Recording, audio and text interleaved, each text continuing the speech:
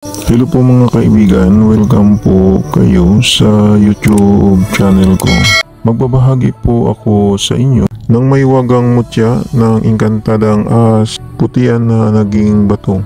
Ang mutya na ito ay may kapangyarihang bertulis na pangkalatang proteksyon laban sa kapangyarihan ng mga kulam, barang, palipad hangin, sa kapangyarihan ng mga masamang engkanto, mga masamang elemento, mga masamang espiritu, sa kapangyarihan ng mga aswang, usog, sumpa at diskomunyon. Kapag suot po ninyo ang mutya na ito, ay malulusutan po ang kahit anong panganib. Ang mutya na ito ay panglihis din sa bala ng baril at panglihis din sa mga hindi inasahang panganib at sakuna. Ang mutya na ito ay may kapangyarihang bertulis din na nagpapabagal ng katandaan kapag ibababad po ito sa tubig at gawing inumin sa araw-araw.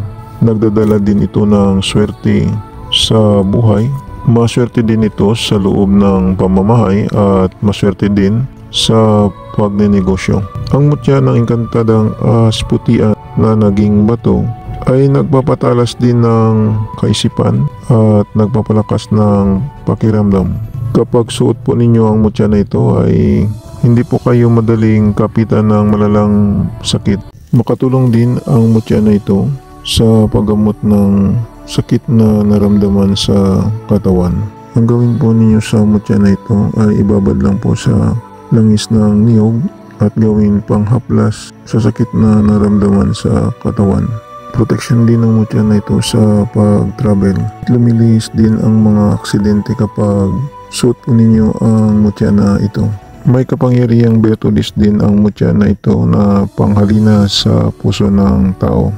Ilagay lang po ninyo ang mutya na ito sa pulang pouch at palaging suot sa inyong katawan dahil kahit anong gubat ang inyong papasukin ay hindi po kayo maliligaw dahil hindi kayo pakialaman ng mga engkanto sa gubat.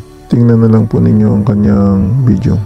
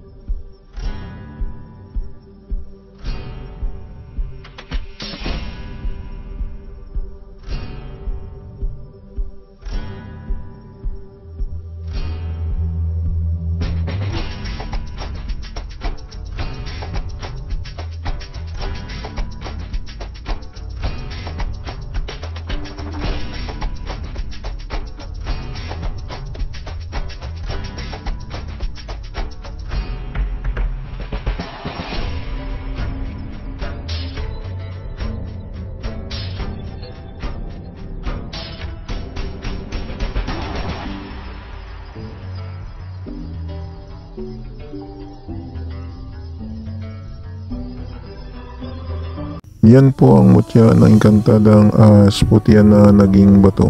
Sa mga viewers at subscriber ng Milagro de Santo Cristo, maraming salamat po sa inyong panunood at maraming salamat din po sa pag-follow po ninyo sa aking shop sa Shopee at sa aking Facebook page ng Milagro de Santo Cristo. At mag-subscribe naman po kayo sa YouTube channel ko. Panoorin na lang po ninyo ang second channel ko sa YouTube sa Milagro de Santo Cristo 2. Baka may magustuhan po kayo na mga lamang gamot na magagamit po ninyo. Paalala lang po, ang mga maywagang dasal at orasyon na binabahagi ko sa inyo ay gagamitin lang po ninyo sa kabutihan. Gumagana na. Ito hindi na kailangan ng 49 days na dasal. Ang kailangan lang magdasal kayo sa Panginoong Hesus sa gabi bago matulog. At pagkagising ninyo sa umaga magdasal din kayo.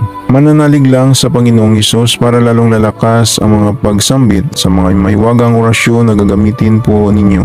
Yan lang po, maraming salamat at God bless sa inyong lahat.